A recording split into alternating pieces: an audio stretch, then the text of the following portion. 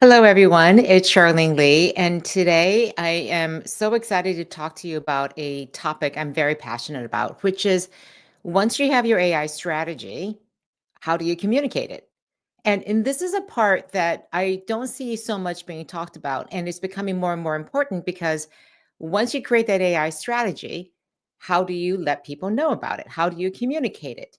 And I think there are some very unique things about AI that makes it different than other types of communication challenges and experiences that you may have had in the past.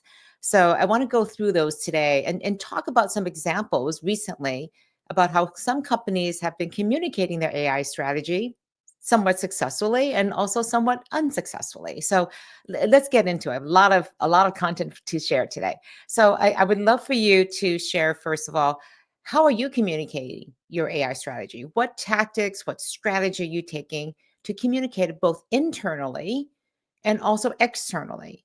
These are two very different audiences. And you can't conflate the two. They have two different purposes. They have two very different audiences, multiple audiences and stakeholders. So you need to think very strategically about these two audiences separately. And I'll give an example of how some companies, I think, are not approaching it in the best way. So again, thank you, Jay, for joining. I'll put up you can also get the slides I'll be using at this link at bit.ly/ai-strategy.coms. So I'm starting to run out of short phrases to be able to use consistently around this. So a couple things that I think is so important. Let me just get my slides up here. First of all, what I oftentimes see is that people put a huge effort into creating their AI strategy. And then, like many other strategies, it sits on the shelf, the virtual shelf, and gathers dust. No one sees the light of day of it. This is something I find to be so common. I remember a time very distinctly. This is a while ago when I was working with an organization on their digital transformation, and the CMO came out and says, "Hey, yeah, we've got a great strategy." Because I asked a question, well, "What's your strategy for this coming year?" And she said, "We just had a whole team exercise retreat, and we came up with a strategy. Team, why don't you go tell her what it is?" And to the great embarrassment of the entire team, they couldn't tell me. They were digging through their emails for the PowerPoint, looking through the files, and they couldn't remember. It wasn't top of mind. That is not a strategy in action. And so I think it's so important to communicate the strategy over and over and over again to make sure everyone understands it. So I'm going to go and say that strategy is so important, but communication is what I believe is the anchor. It's an anchor that provides the context, the direction, and also creates a psychological safety. And it's especially needed because AI, it creates so much uncertainty, so much fear, especially about what it means for jobs in the workforce.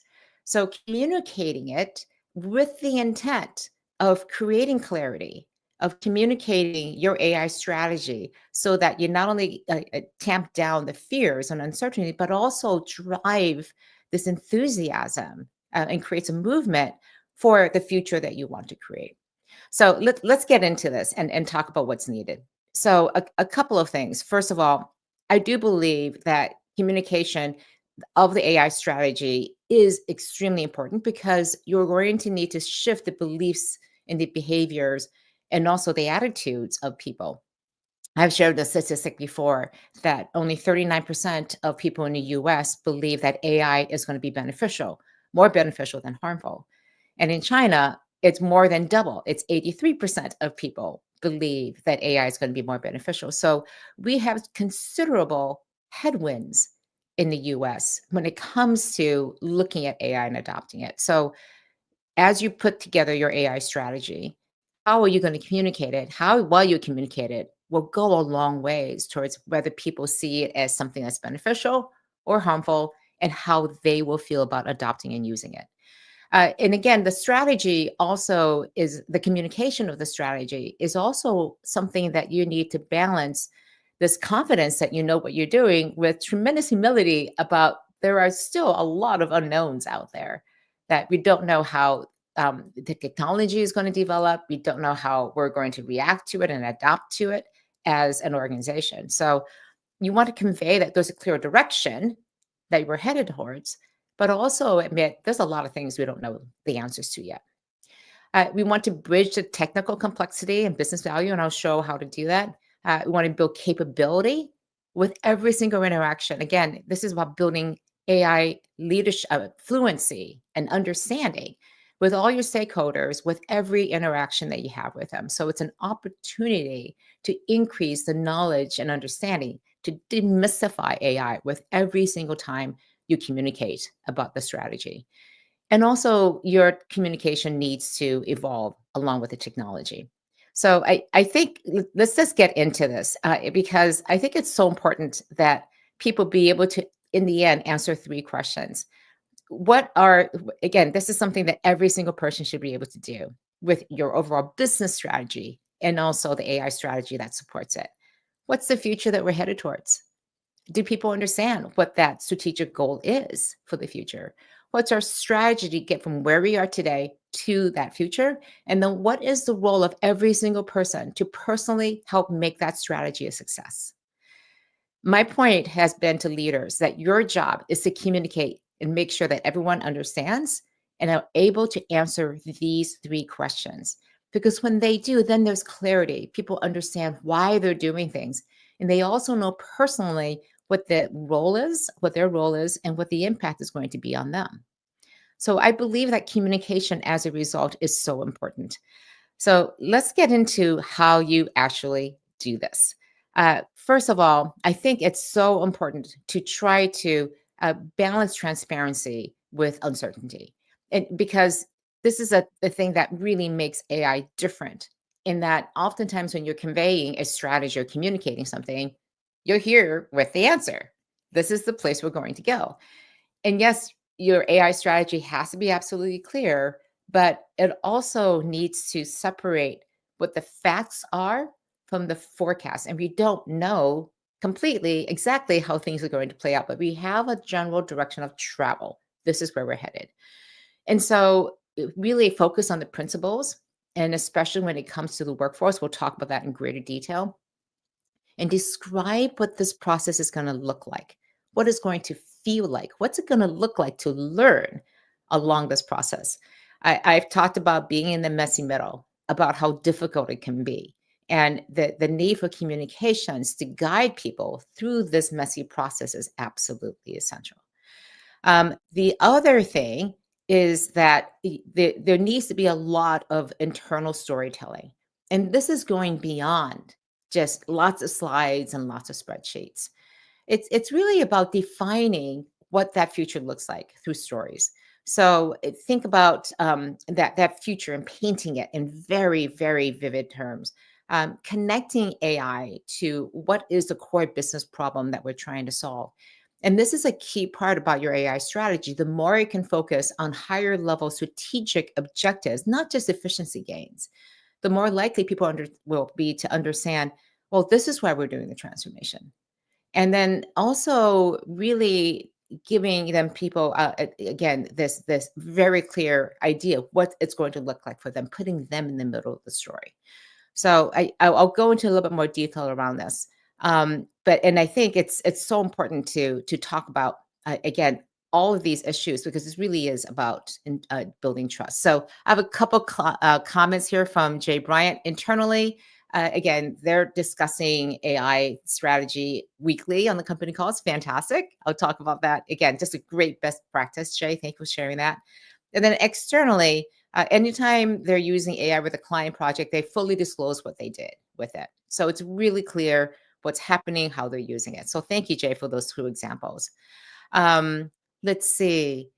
Again, and Jay Johnson also has a different thing about mobilizing a listing agency builds engagement. I do like this. And he just admits, I'm a broken record here, but you have to build trust in an environment where trust is rapidly eroding.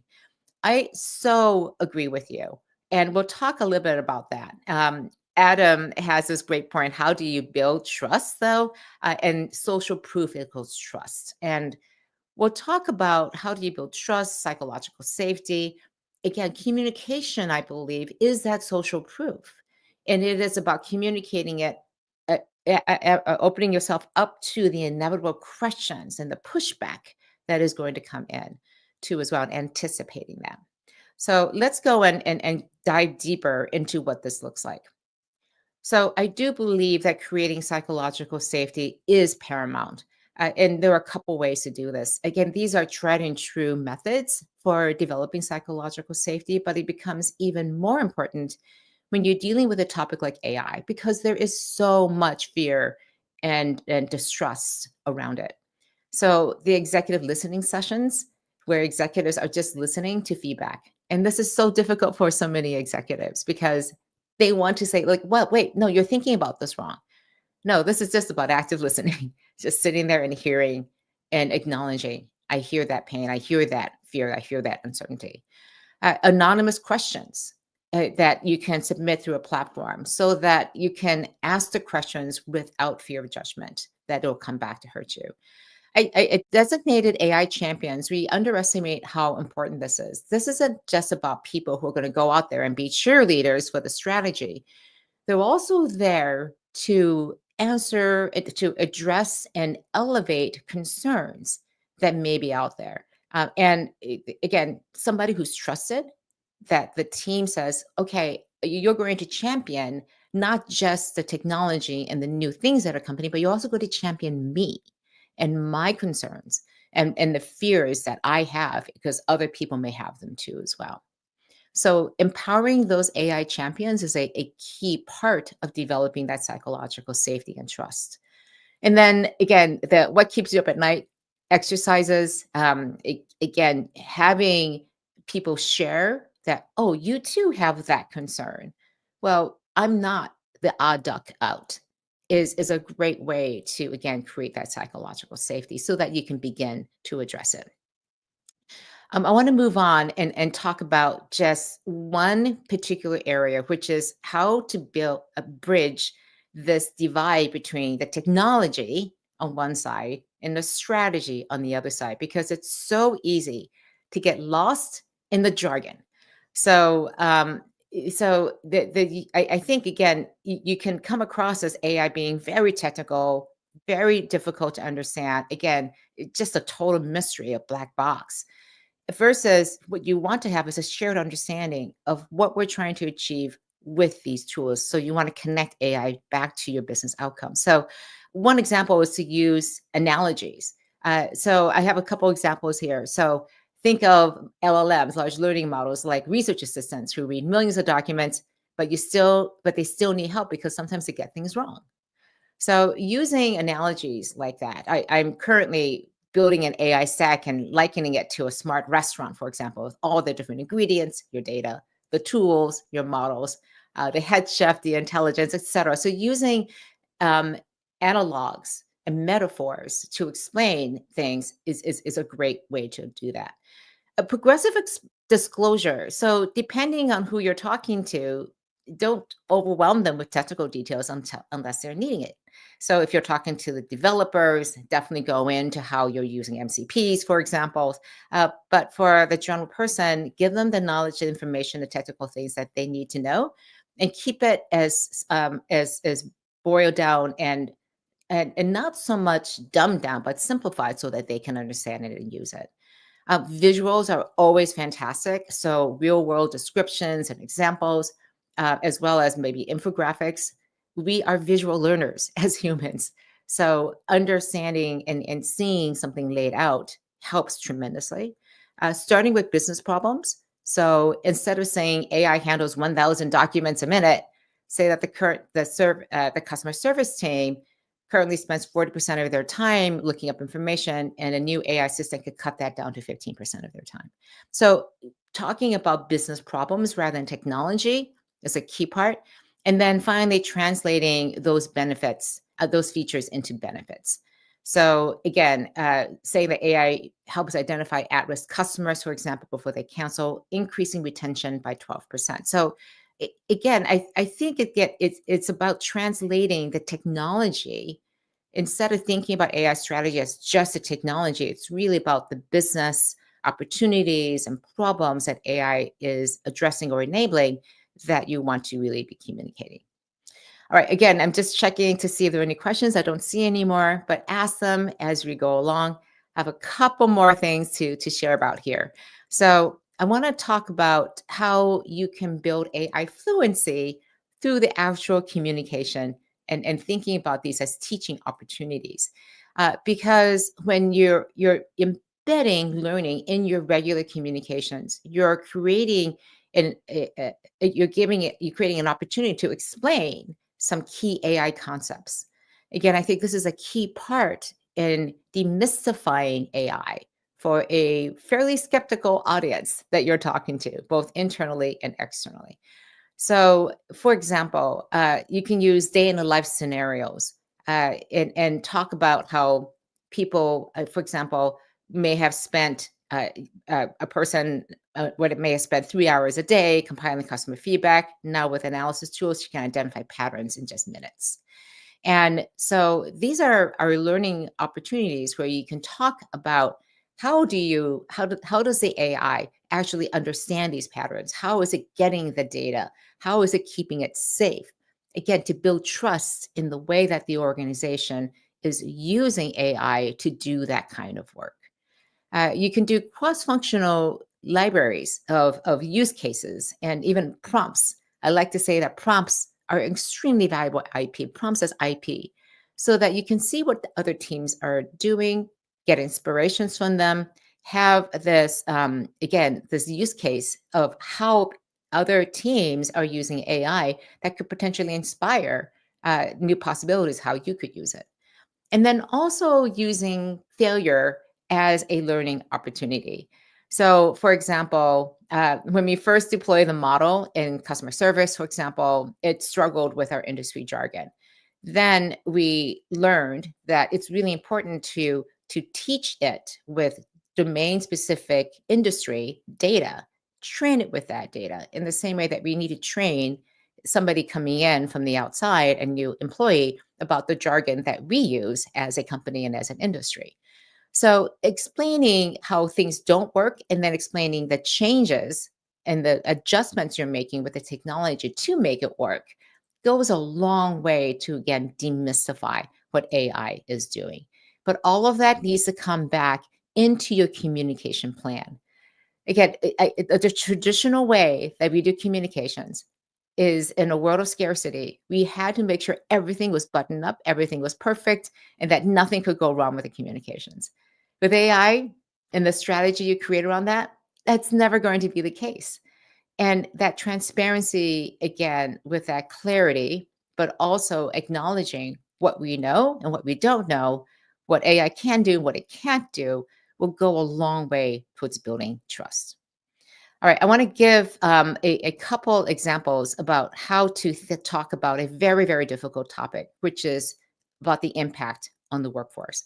And you probably have seen some of the recent studies that come out that are ringing the alarm bells that say entry level jobs are going out the window, managerial jobs are going to be eliminated. So everyone is up in arms about what's going to happen to my job. And I think we have to be very clear and honest about the impact of AI, and that the impact on the workforce is going to happen in three stages. First stage is clearly where we are now with augmentation and enhancement. Our jobs are going to get easier. The stage two is when those role transformation, where jobs will evolve because tasks are getting automated, as then therefore jobs will evolve and careers will change. And then stage three is where people are very concerned about what does this look like? And this is when we have restructuring of the entire workforce, where jobs will go away.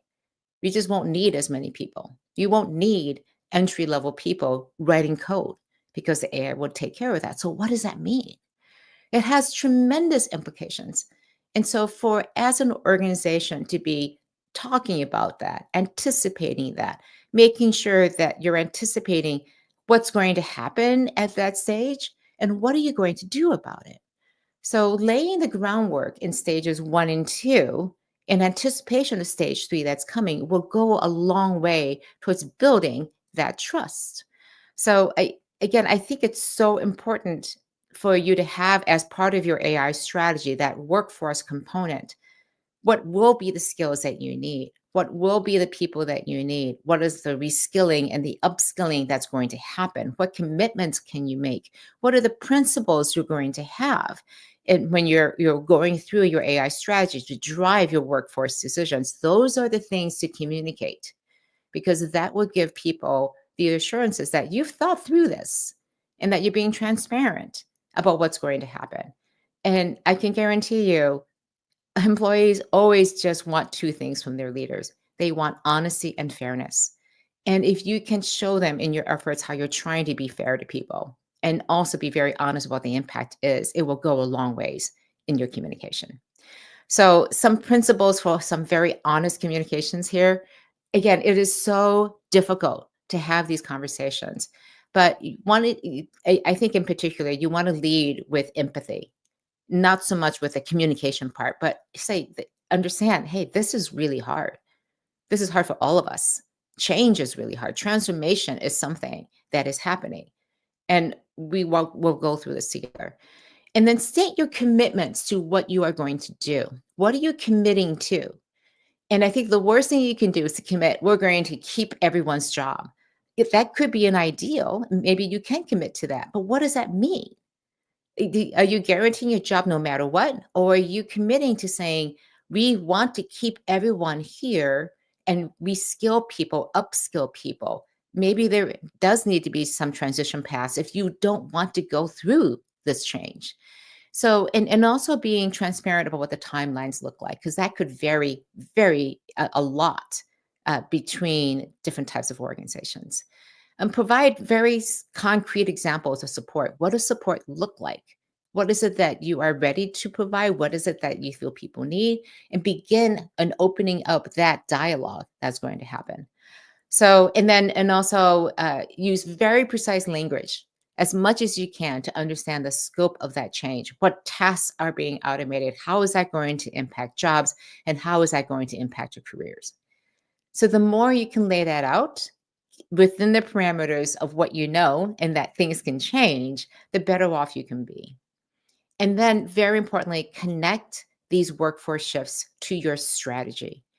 If you just connect it to just efficiency and productivity, that doesn't feel great, because it feels like, well, what are we working towards? The bottom line, our shareholders' interests, or are we working towards a greater sense of purpose, our customers, how to serve them better, how to, again, increase the possibilities of growth and opportunity for our employees with again, the training, the upskilling that's going to happen. So connecting AI strategy back to your purpose and to your overall business strategy, and being very clear, these are the implications for the workforce today and also tomorrow, is a key part of how you communicate all of this. So I see a comment here from Lisa. Great to see you, Lisa. It's true. Making friends with failure is important. Amy Evanson, at HBS Harvard Business School professor, taught me about the spectrum of failure. We need to encourage a positive form of failure, testing a hypothesis, creating well-designed experiments, and then put guardrails to prevent misconduct, unethical, and illegal behavior. Again, the worst type of failures, as you can imagine. Think of Enron days, for those who remember those days. So again, Lisa, I think you make a really good point. Failure is one of those things that, again, it's very difficult for organizations to deal with. And I think there's no way to avoid it. Or if you just say, let's celebrate failure. Well, the reality is no one hates to fail. So how do you turn all the shame around failure into a learning opportunity instead? To say, yeah, it's terrible that it didn't work, but what did we learn from that? And it takes away the stigma. It takes away the finger pointing that happens when failure often happens. So I think that's a great point to make, that as you're going through this, communicating the fact that things aren't going to go well, and we're going to use it as an opportunity to learn. All right, just a few more slides here. Communicating about workforce changes. So I just wanted to put in here two recent posts from the Shopify CEO and the Duolingo CEO. What they did is they took the internal memo they sent to their employees and posted it online. Shopify put it on X/Twitter, and Duolingo had a colleague post it on LinkedIn. And I thought this is a really interesting strategy. First of all, they said to their employees, basically across the board, we're going to be AI first. We're going to use AI reflexively. This is a change in the direction as a company. We're not going to just dabble with AI. It is going to be the center of everything that we do. and it's in service of our business strategy. But they also made very explicit mentions in each of these memos about what the impact was going to be on headcount. So the Shopify CEO said, before asking for more headcount and resources, teams must demonstrate what they cannot get, what they want done with AI. And the same thing said that the Duolingo head can only be given if AI has been used to the fullest extent possible. So let me go back. And so I think it's so important to think about this because when what they're conveying is AI is going to be important. We're already headed towards stage 2 and 3. That's going to happen. We're right there in the middle of it.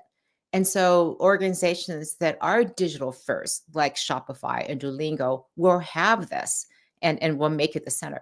Now, what was interesting is Shopify being a B2B company, people are like, oh, wow, that's really cool. You're going to make AI the center. Duolingo being a B2C company got a lot of pushback in the comments that, oh, I can't believe Duolingo is going to fire all these people, replace people with AI. When you read through the internal memo, it was saying we really want to support our people. We're not going to fire people because of this, but we are not going to hire external contractors when we can use AI. So the message was lost. And I think it shows the danger of assuming that internal communications can serve the needs of external communications. Because customers, your investors, your partners, your suppliers are very different from your employees. And they need a different communication strategy too, as well. So, again, treat them as unique stakeholders. Your external communications need to differ than your internal communications. So, I think it was brave and a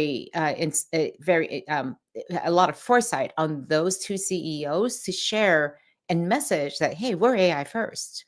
But I also think it needed to be crafted a little bit differently for the external marketplace. So, customers, the real focus is, how is AI going to improve my experience?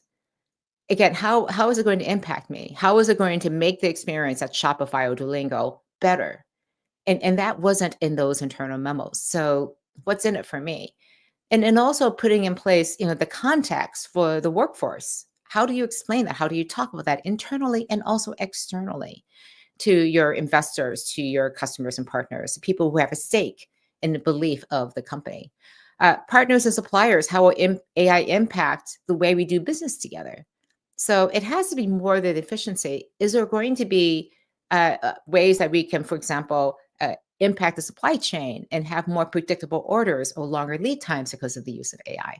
And then finally, for investors, connect the investments you're making in AI to the business results.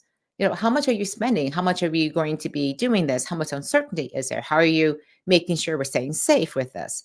So lots of questions and implications and impacts for these different external groups, and make sure you're communicating very specifically to them. Again, same core strategy, but highlighting different pieces of it to say, what's in it for me? To explain that to them in very clear language. All right, some principles when it comes to external communications. Prioritizing transparency, being clear what AI can do and can't do, connecting AI to the brand promise that you already have.